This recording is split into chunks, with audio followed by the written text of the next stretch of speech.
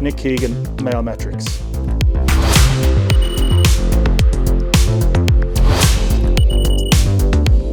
Mail Metrics helps highly regulated financial services companies to engage with their customers. Consumers expect to be able to manage their financial products from their mobile phone or through the web, and in many cases their financial services provider doesn't have the technology themselves to provide that really seamless experience. Mail Metrics essentially has developed a solution to help more long-standing financial services companies to provide the same online experience to their customers. The challenge for us is that our customers are large, often slow-moving organisations, big banks, insurance companies, pensions providers. We realised a lot of these organisations have outsourced their back office functions or the printing and mailing of their policy documents to other third-party businesses. So we essentially started to buy up these companies and introduce our technology to help them to provide more digital services to their customers. We're based in Dublin, but we have operations in other countries around the world.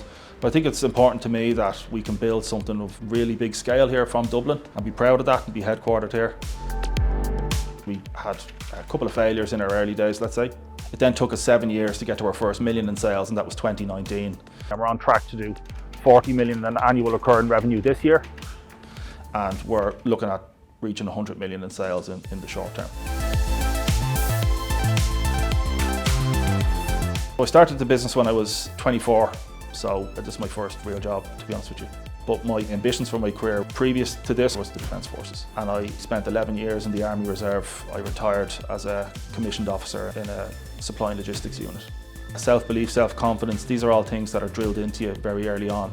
From a very young age, you're put in a position of responsibility, put in a position of leading other people.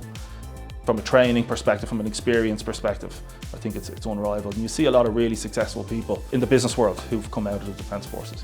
It's funny, like I'm not into sports at all, but I'm very driven and very competitive, against myself a lot, so I like to set really ambitious goals, but I would consider myself to be very ambitious and very competitive.